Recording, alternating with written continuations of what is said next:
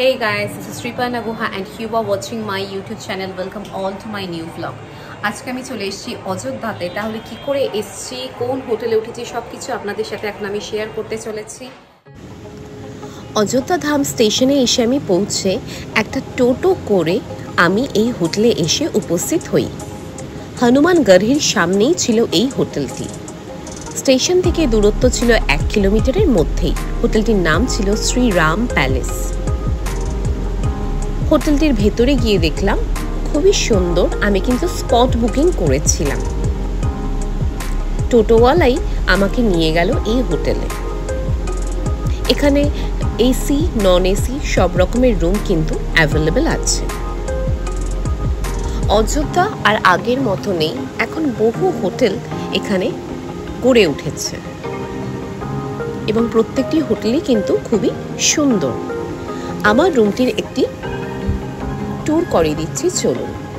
এখানে AC room 2500, non AC room 1500 টাকায় আপনি পেয়ে যাবেন। রুমটি ইন্টেরিয়র ডেকোরেশন খুবই সুন্দর ছিল, আমার তো ভীষণই ভালো লেগেছে।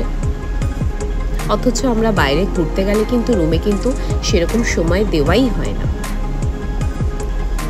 বাথরুমটাও খুব সুন্দর ছিল।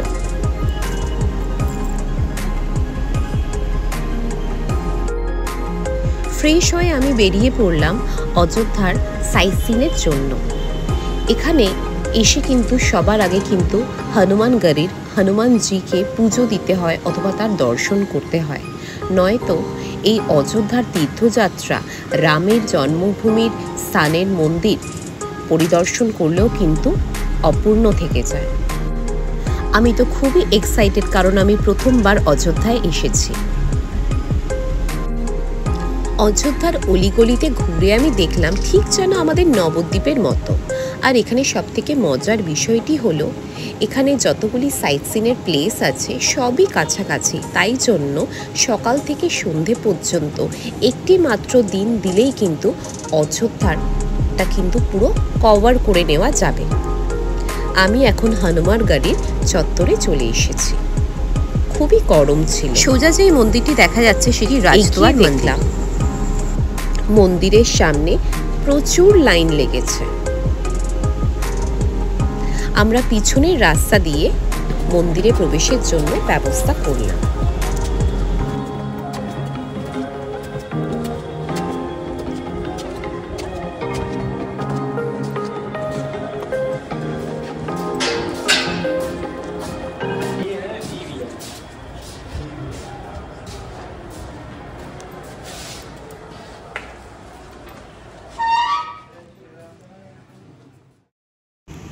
অযোধ্যার রাজা হিসেবে শ্রী হনুমানজিকেই মানা হয় এখনো অবধি।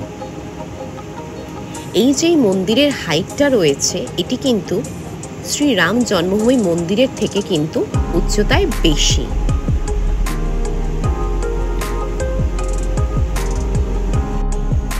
আমি 3 মে ফ্রাইডেতে এই মন্দির দর্শন করেছিলাম।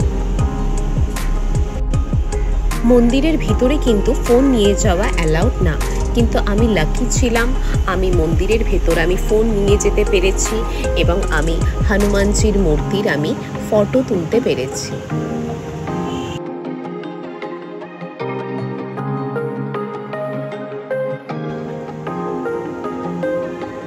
সবাই মিলে দর্শন করুন হনুমানজির।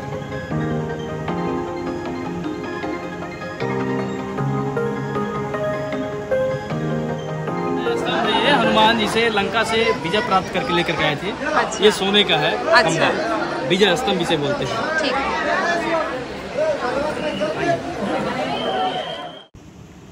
আজকের দিনটা ফ্রাইডে ছিল বলেই মন্দিরটি এতটা ভিড় ছিল।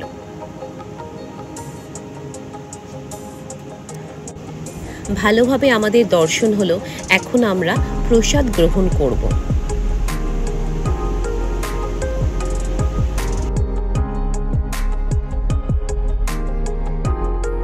আমি হনুমানগড়ি থেকে দর্শন করে আসলাম। এর পরবর্তী যেই সাইট সিনগুলি রয়েছে সেইগুলি আমি আস্তে আস্তে এখন আমি করে নেব। আর আমাদের প্ল্যান হয়েছে বিকেলবেলায় আমরা রাম জন্মভূমি মন্দিরে আমরা দর্শন করতে যাব। আমরা এখন এগিয়ে চলেছি লতা মঙ্গেশকর চকের দিকে। কিংবদন্তি শিল্পীর 93তম জন্মবার্ষিকীতে অযোধ্যায় তার নামে লতা মঙ্গেশকর চক উদ্বোধন করা হয়। লতা মঙ্গেশকরের স্মরণে উত্তরপ্রদেশের অযোধ্যায় তৈরি হয় একটি 40 ফুটের বীণা, যার ওজন প্রায় 14 টন।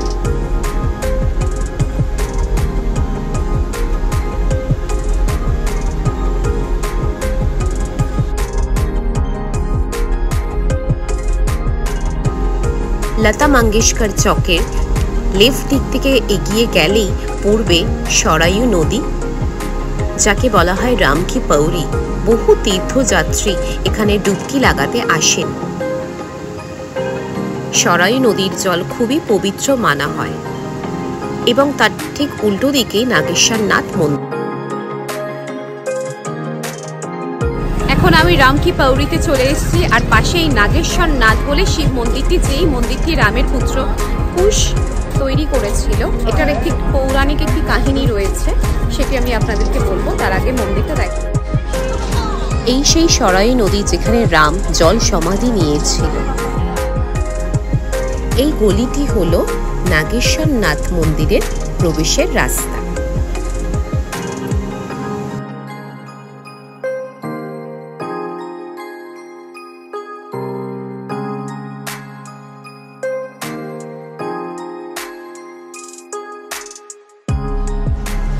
আমার তো এমনকি হনুমানগড়ির হনুমানজিকে দর্শন করার আগেই আমার এই মন্দিরে দেখার ইচ্ছা ছিল এবং শিবজির মাথায় জল ঢালার ইচ্ছা ছিল। আমি সকালবেলা থেকে না খেয়েই রয়েছি। এই মন্দিরে শিব ঠাকুরের মাথায় জল ঢালার পরই আমি লাঞ্চ করব।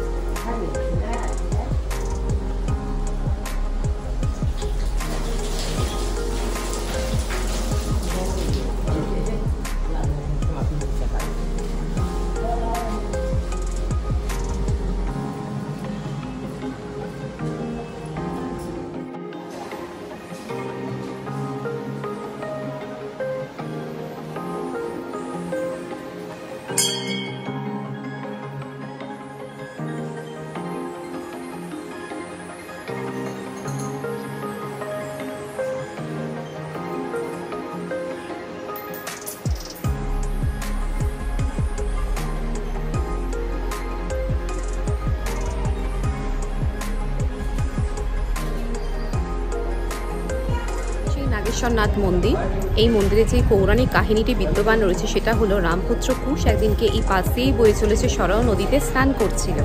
সেই সময় তার আর্মলেটটি হারিয়ে ফেলে। সেই সময় নাগকন্যা সেটি খুঁজে দেয়। তো নাগকন্যাকে তিনি সেই মুহূর্তে ভালোবেসে ফেলেন।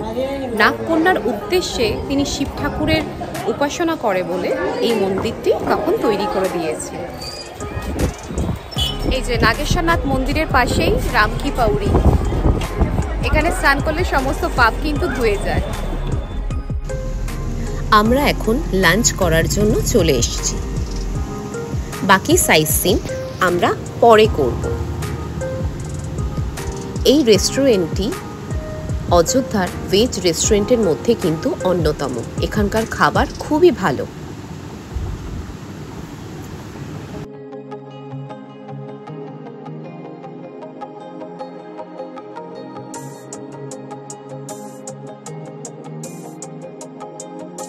আমি চলে এসেছি কনক ভবনে। কথিত আছে যে মাতা কৈকেয়ী রাম এবং সীতার বিয়ের পর তাদেরকে উপহার হিসেবে এই কনক ভবন দিয়েছিলেন এবং এই ভবনে সীতা এখানে থাকতেন। আমরা দুপুরের সময় গিয়েছিলাম, এই কারণে কনক ভবন কিন্তু বন্ধ ছিল। আমাদের বাইরে থেকে দর্শন করেই কিন্তু ফিরতে হলো। সূর্যবংশীয় রাজা দিলীপের পুত্র রঘু, রঘুর পুত্র অজ এবং অজের পুত্র রাজা দশরথ। ইনি অযোধ্যার রাজা রাম, ভরত, লক্ষ্মণ, শত্রুঘ্ন ও কন্যা শান্তার পিতা ছিলেন। এনার দাম্পত্য সঙ্গী কৌশল্যা, কৈকেয়ী এবং সুমিত্রা। এই ভবনেই সবার বাল্যকাল কেটেছে এবং রাজা দশরথের সাংসারিক জীবনও কেটেছে, কিন্তু এখন এটি মন্দিরে পরিণত হয়েছে।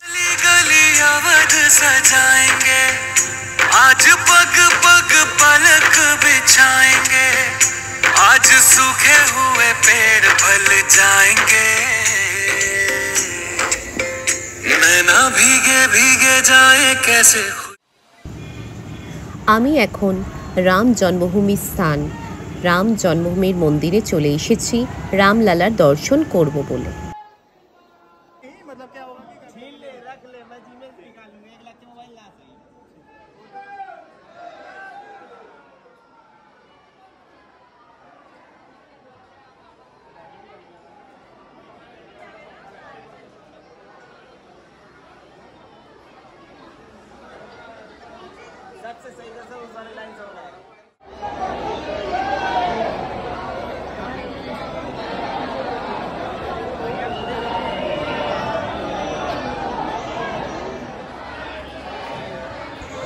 অযোধ্যায় এসে আমার এই রাম মন্দির দর্শন করার সবথেকে বেশি গুরুত্বপূর্ণ কারণটি হলো রামলালার মূর্তি দর্শন এবং তার ক্যামেরাবন্দি করা। আমরা ভারতবর্ষের বিভিন্ন জায়গায় বিভিন্ন মন্দির দর্শন করে থাকি, কিন্তু কোথাও কোনো ভগবানের বাল্যস্বরূপ রূপ কিন্তু আমরা দেখতে পাই না, এবং এইটি দেখার জন্যই কিন্তু আমি এখানে ছুটে এসেছি।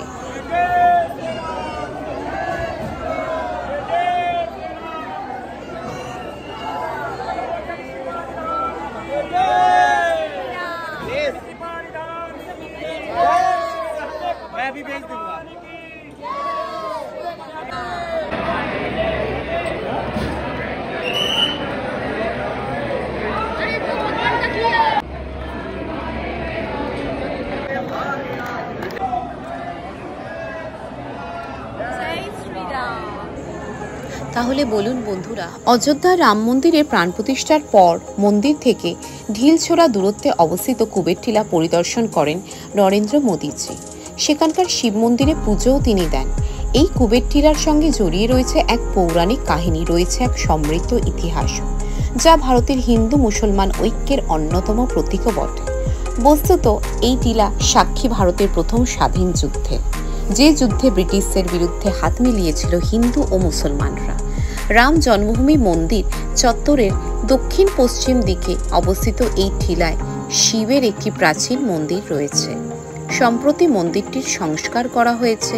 রামায়ণে বর্ণিত জটায়ুর একটি ব্রোঞ্জ মূর্তিও স্থাপন করা হয়েছে ঐতিহাসিক কুবের টিলায়।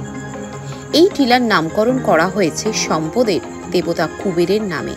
কিংবদন্তি অনুসারে এই টিলায় এসেছিলেন কুবের এবং তিনিই প্রথম সেখানে রামের পূজা করেছিলেন। রামের জন্মস্থানের কাছে একটি শিবলিঙ্গ প্রতিষ্ঠা করেছিলেন তিনি, যাকে কেন্দ্র করেই এই প্রাচীন শিব মন্দির তৈরি হয়েছে। পরে সেখানে কুবের, গণেশ, পার্বতী সহ দেবদেবীর মূর্তিও স্থাপন করা হয়, তাই একে নবরত্নও বলা হয়। এই ধর্মীয় মাহাত্ম্যের পাশাপাশি কুবের টিলায় ঐতিহাসিক গুরুত্ব অসীম।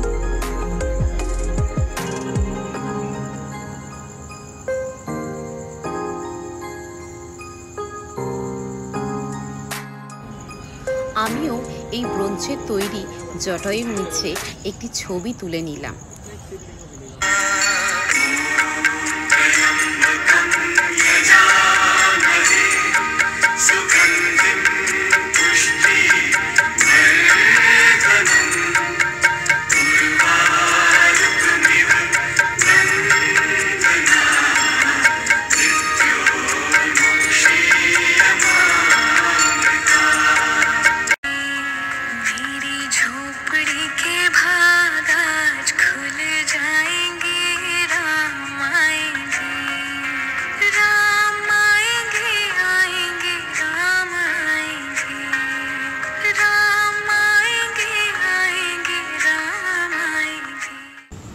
এরপর আমি চলে আসলাম সরায়ু ঘাটে।